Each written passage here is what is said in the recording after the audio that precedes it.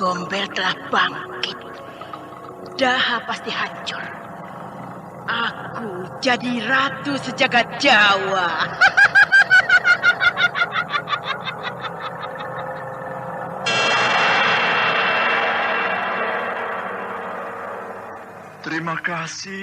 Terima kasih Waisan. Kau begitu berjasa bagiku, Waisan. Waisan? Siapa Waisan itu, Mas?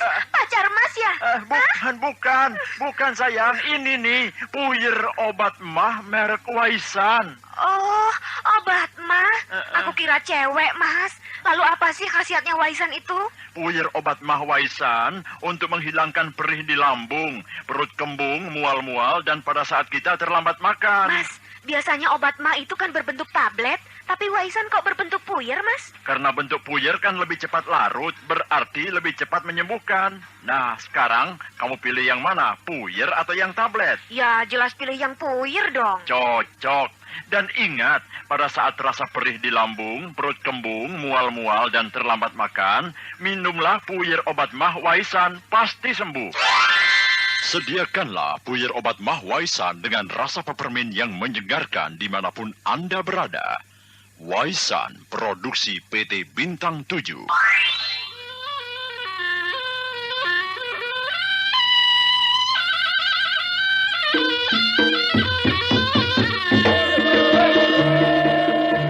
Jaka Pada, sebuah serial sandiwara radio yang mengisahkan perjuangan seorang kesatria sejati dengan latar belakang kerajaan Pancalu Kediri membangun negara dan bangsa. Yang Batara aku, Dewi Astini dan Pupulut ditelan ular Nagasraya. Kenapa cinta mereka bersatu dalam perut ular Nagasraya? Apakah ini misteri kehidupan? Saudara pendengar, mari kita dengar dialog dua artis yang pasti Anda kenal. Loh, Mas Bagio, saya mau ke sana kok malah kemari. Mau apa? Mau nantang main tebak-tebakan lagi. Main tebak-tebakan kok nggak ada habis-habisnya sih? Silahkan Pak Sumuni. Ada obat paling manjur, tapi bukan nomor 1. Apakah itu? Tidak ada. Ada. Kalau paling manjur pasti nomor 1. Enggak, ini enggak nomor 1. Habis kalau bukan nomor 1 nomor berapa? Nomor 16. Oh, itu kan puyer bintang 7. Obat sakit kepala kesayanganku.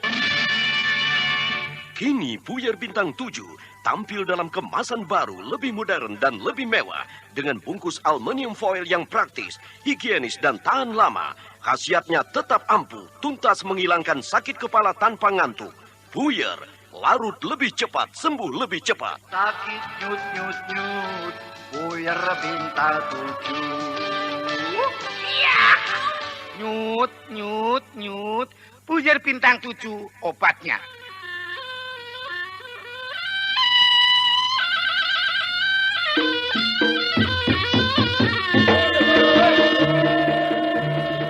Jaka Pada, naskah karya Adriana M.E., teknik dan montase Andre Arifin, dengan sutradara Dian Pertiwi. Kali ini menampilkan episode ke-16 dengan judul Wewe Gombel.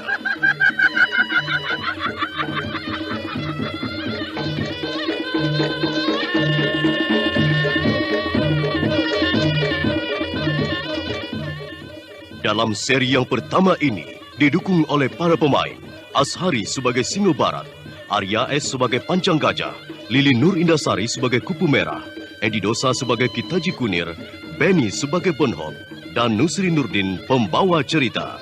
Selamat mendengarkan. Kepemimpinan Prabu Kertajaya di Kerajaan Kediri dapat terus berjalan. Rintangan demi rintangan dari kalangan pemberontak dapat diatasi. Namun segala kemelut itu bagai gelap ketika malam datang. Kerajaan Kediri nyatanya tak pernah henti diguncang prahara. Jagat Jawa Dwipa ini seakan tidak merestui. Kerajaan Kediri hanya dikuasai oleh kalangan Panjalu. Pati Pancang Gajah, kita kebobolan lagi. Rusak sudah segala upaya penanggulangan pemberontakan. Gusti Mahapati Singo Barat membicarakan apa? Kebobolan pemberontakan yang jelas toh. Di mana Kupu Merah? Di mana dia? Ada apa toh Gusti? Kupu Merah itu tidak berbuat salah apa-apa pada kerajaan.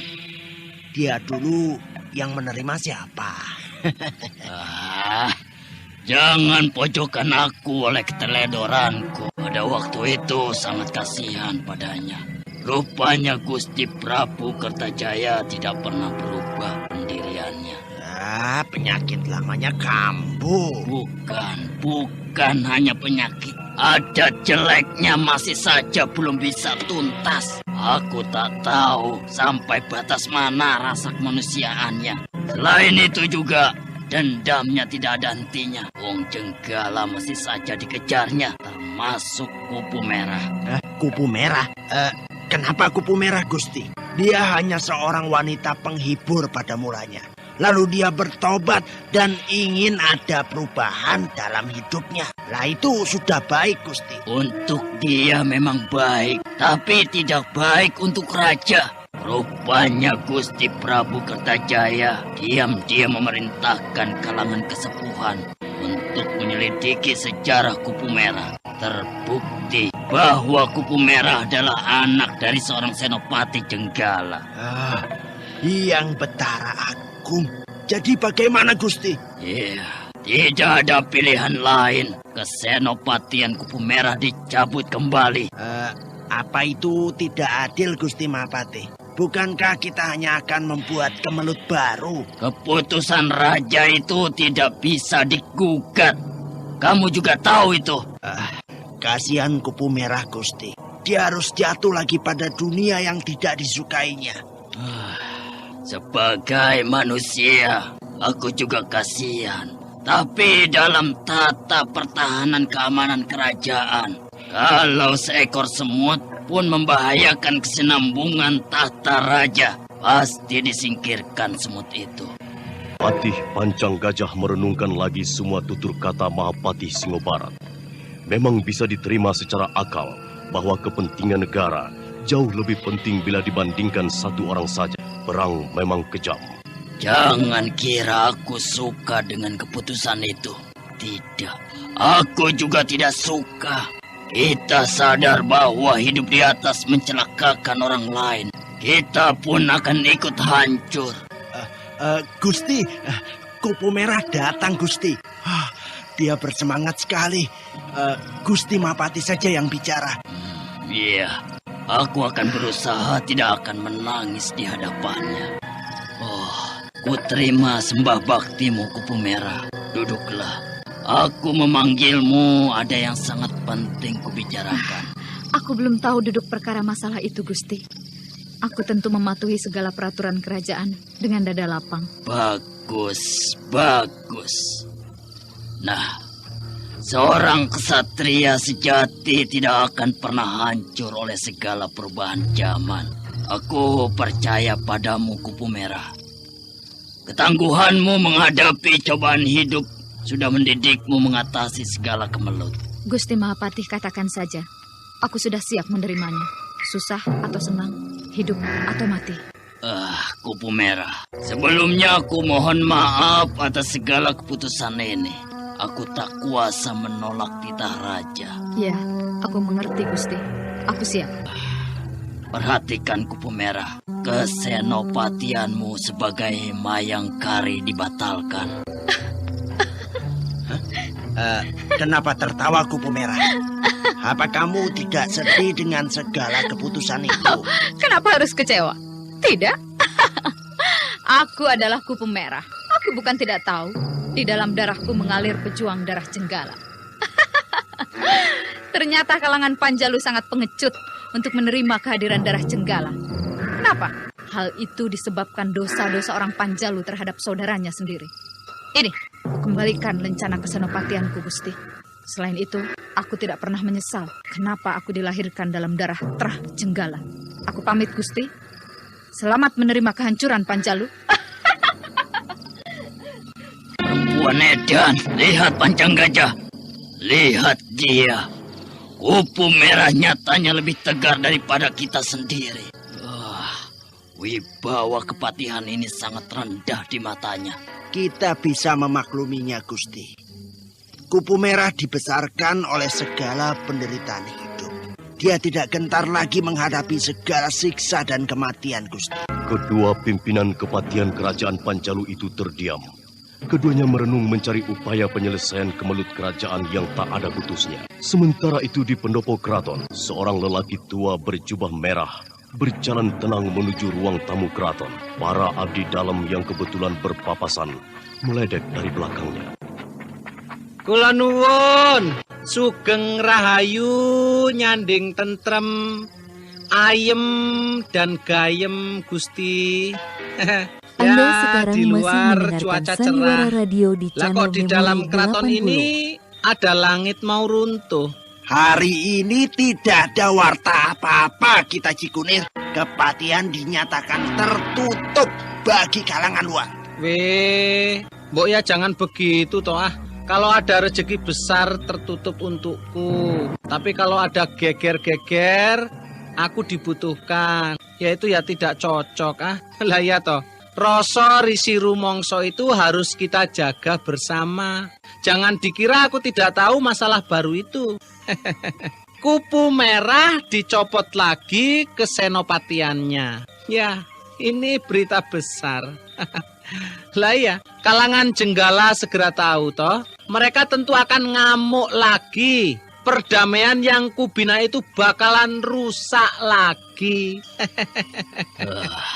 Dalam masalah ini sudah jadi keputusan raja. Segala akibatnya akan ditanggulangi. Juga para pemberontak itu. Ya, cocok. Berarti ada duit lagi toh. Tapi maaf, aku tidak akan membangun perdamaian lagi untuk yang kedua kalinya. Cukup sekali aku merasa panas dingin. Tidak perlu. Loh, pasukan Cakrawadia pasti mampu menumpas setiap pemberontakan. Walah, jangan sombong. Kalau tidak ada keberuntungan saja, Cakrawadia akan diganti jadi cikrak sampah.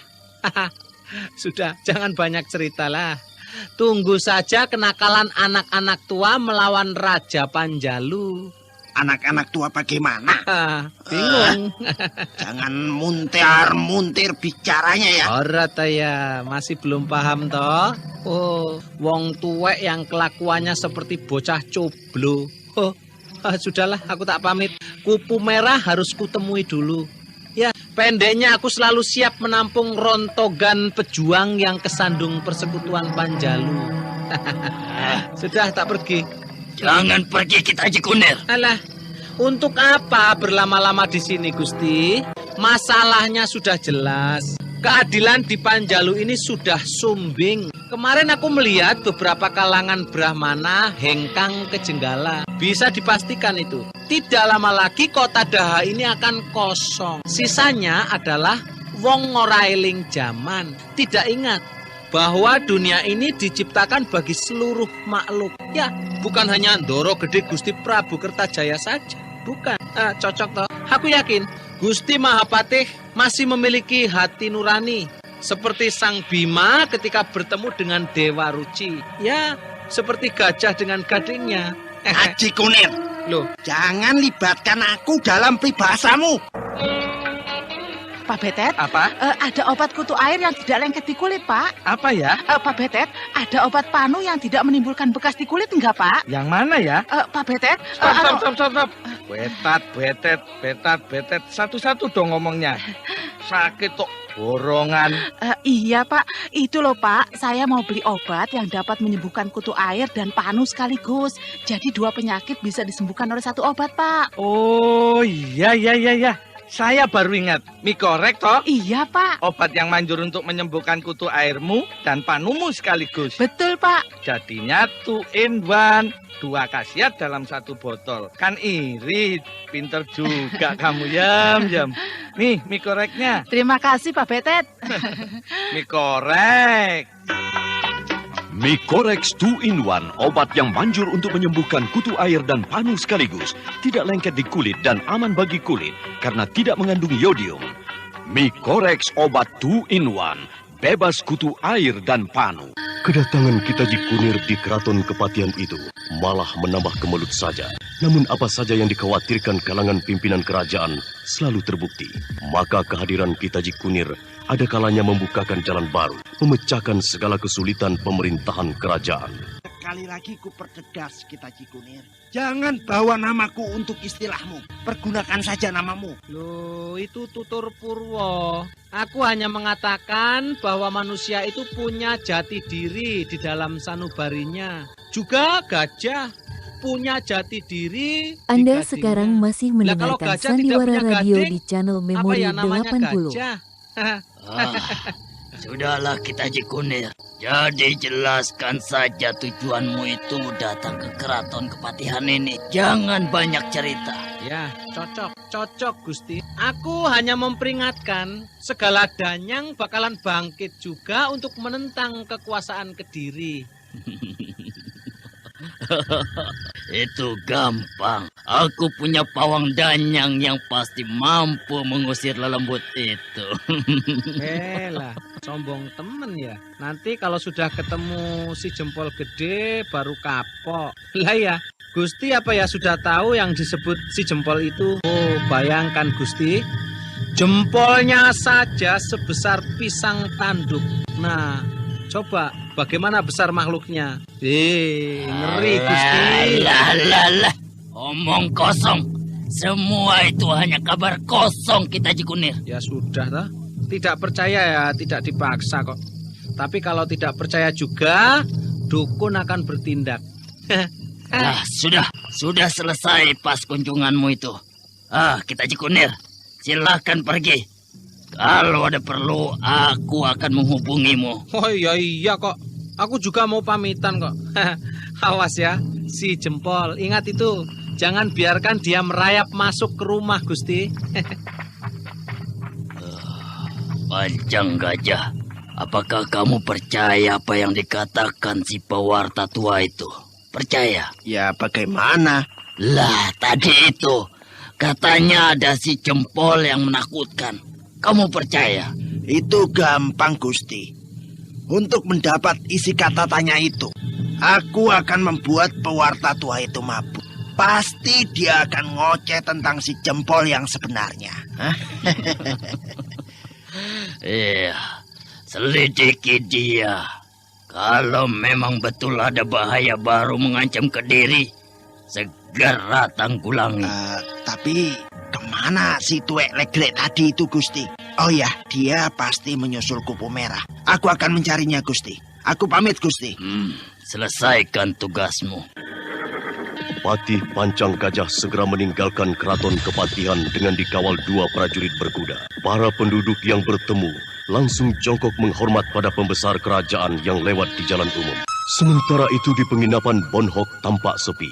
Tidak ada tamu yang berkunjung, kecuali seorang lelaki tua penunggang sapi yang datang.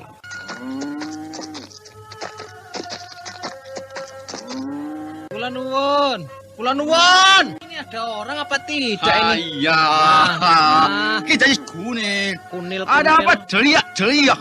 Aku dengar tidak budak. Alah, gundulmu mekrok lah. Aku ini sudah kula nuwun tidak disauti. Aku datang ini membawa kesejahteraan untukmu. Nih, 200 kepeng nih. Aku sewa kamarmu 2 malam ya. Cari penginapan lain saja. Loh, untuk apa Lui 200? Usahaku jadi kacau. Dalah, jangan sombong Bunhuk. Apa aku tidak tahu? Penginapanmu sudah 1 minggu ini kosong. Ayo mau mungkir, Pelayanmu mengeluh padaku, tahu? Itu urusanku. Itu pribadi. Pribadi. Orang luar ya, di luar saya lah, saya. Orang luar tidak mungkin masuk. Alah Bun. Kita ini sama-sama wong bebas, tidak terbelenggu sebagai abdi dalam keraton. Kita bisa terbuka membicarakan usaha. Cocok toh? Iya, akul. Silakan duduk. Kalau usaha akul. Monggo. Ya, aku bertujuan mencari Kupu Merah. Apakah dia itu ada di sini? Ada? Bagaimana ya? Pasti ada. Aku sudah melihat dia tadi. Jangan bohong, jangan bohong. Tadi aku melihat jemuran bajunya di belakang. Sebentar. Kupu merah ada. Ya, sebentar aku panggil ya. Ya. Aku sudah ada di sini. Loh, ada apa kita Cikunir? Waduh, Kupu Merah. Aku ikut prihatin atas keputusan kalangan kepatihan itu. Terus terang, aku selalu menjunjung tinggi para pejuang sejati. Maka aku bertujuan untuk membantumu, Kupu Merah. Membantuku? Untuk apa? Aku tidak pernah menanam budi baik pada kita Cikunir. Atau mau mengajakku bermesraan? Oh, tidak. Jangan punya pikiran jelek toh. Aku telah menyediakan dana besar untukmu. Nah, pergunakanlah untuk membangun kebahagiaan hidupmu. Membangun kebahagiaanku? Iya. Dengan siapa? Ya sudah tentu dengan pilihanmu sendiri toh. Aku tidak punya harapan apa-apa kita Cikunir. Segala kemilau dunia ini telah mencampakkan aku pada kenistaan. Tadi aku pun dipecat. Oh, Kupu Merah, jangan susah. Kehidupan ini boleh saja jadi wajan gosong, tapi tidak untukmu. Bangkitlah terus. Jadikanlah dirimu kesuma bangsa. Oh, masih banyak loh peluang untuk membangun cita-citamu. Nah, pergunakanlah duit 2.000 ini. Ayo terima, ayo. Aku sudah tua. Terima ya. Untuk apa duit sebanyak ini? Nah, temui si Seto Gombel. Lalu bangunlah satu kekuatan besar. Seto Gombel itu siapa? Di mana kediamannya? Ya, nanti bersama aku ke sana ya. Seto Gombel seorang kesatria yang nyepi di alas Omborowo. Dia itu dikenal sebagai pendekar pembela rakyat. Dia pasti suka padamu. Baik, aku akan Pati Pancang Gajah datang. Aku sudah duga di antara kalian ada persekutuan. Taji Kunir, kamu ditangkap. Laskar, siap. Jangan ribut sini. Ampun, Gusti Pati. Aku tidak punya usaha lain. Jangan ditutup penginapanku. Minggir, Bun, minggir. Aku tandangi segala akibat dari tindakan tidak dipikir itu. Ayo Patih Pancang Gajah, majulah. Nyut. Dedek, kalau milih obat sakit kepala, yang manjur atau yang pengalaman? Dua-duanya. Ya yang manjur, ya yang pengalaman. Pasti dos. Itu loh. Obat sakit kepala, Puyer Bintang 7 nomor 16. Mulai dari nenek buyut saya, sampai saya sendiri. Kalau sakit kepala, selalu minum Puyer Bintang 7 nomor 16. Nyut. Sakit kepala. Sembuh dengan Puyer Bintang 7 nomor 16. Nyut. Puyer Bintang 7. Hanya nomor 16. Sakit kepala, sakit gigi. Puyer Bintang 7. Puyer Bintang 7 nomor 16. Sekali lagi nomor 16. Menang pengalaman, menang jos. Puyer Bintang 7. Nyut.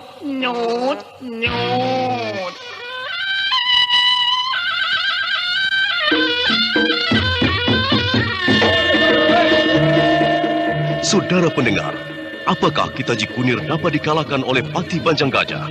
Silakan mengikuti kisah selanjutnya esok hari. Serial Caka Badak dalam episode Wewe Gombel yang dipersembahkan oleh PT Bintang 7 bekerja sama dengan Sanggar Cerita di radio kesayangan Anda. Sampai jumpa.